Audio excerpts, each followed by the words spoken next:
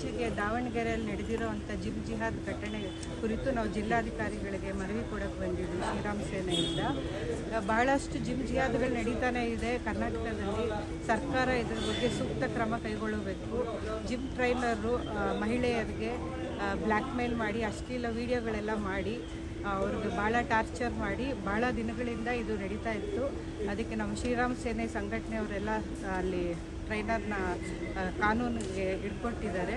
ದಯವಿಟ್ಟು ಸರ್ಕಾರ ಮುಖ್ಯಮಂತ್ರಿಗಳಿಗೆ ನಾವು ಮನವಿ ಮಾಡ್ಕೊತಾ ಇದ್ದೀವಿ, ಇದ್ರ ಬಗ್ಗೆ ಪೂರ್ತಿ ತನಿಖೆ ಮಾಡಿ ಆದಷ್ಟು ಬೇಗ ಎಲ್ಲ ಜಿಮ್ಗಳಲ್ಲಿ ಹೊಸ ರೂಲ್ಸ್ ಆ್ಯಂಡ್ ರೆಗ್ಯುಲೇಷನ್ಸು ಫಾಲೋ ಮಾಡಬೇಕಂತ ಹೇಳಿ. ಮಹಿಳೆಯರು ಬರೋ ಕಡೆ ಮಹಿಳೆ ಟ್ರೈನರ್ ಕಂಪಲ್ಸರಿ ಅವರು ಅಲ್ಲಿ ಇರಬೇಕು. ಜಿಮ್ಗಳಲ್ಲೆಲ್ಲ ಬೆಳಗಿಂದ ಸಂಜೆವರೆಗೂ ಮಹಿಳೆಯರು ಇರಬೇಕು. ಜಿಮ್ಗಳಲ್ಲಿ ಮಧ್ಯಾಹ್ನದ ಹೊತ್ತೆಲ್ಲ ಇನ್ನು ರೆಸ್ಟ್ ಅಂತ ಹೇಳಿಬಿಟ್ಟು ಅವ್ರು ಕ್ಲೋಸ್ ಮಾಡ್ತಾರೆ. ಕ್ಲೋಸ್ ಮಾಡಿರೋ ಟೈಮ್ಗಳಲ್ಲೆಲ್ಲ ಟ್ರೈನರ್ಗಳೆಲ್ಲ ಬರ್ತಿದ್ದಾರೆ. ಮತ್ತು ಬರೋ ಟ್ರೈನರ್ಗಳ ಬಗ್ಗೆ ಪೂರ್ತಿ KYC ಡೀಟೇಲ್ಸ್ ಎಲ್ಲ ಅಲ್ಲಿ ಇರೋ ಪ್ರಾಪರ್ ಪೊಲೀಸ್ ಸ್ಟೇಷನ್ನಲ್ಲಿ ಎಲ್ಲ ಅವ್ರದ್ದೆಲ್ಲ ಡೀಟೇಲ್ಸ್ ಎಲ್ಲ ಕೊಟ್ಟು ಇಂಥವರು ಇಂಥ ಕಡೆಯಿಂದ ಬಂದಿದ್ದಾರೆ ಅಂತ ಅವ್ರದ್ದೆಲ್ಲ ವೆರಿಫಿಕೇಷನ್ ಆಗಬೇಕು. ಕಂಪಲ್ಸರಿ ಮಹಿಳೆಯರ ಟೈಮಿಂಗ್ಸು ಸಪ್ರೇಟಾಗಿತ್ತು.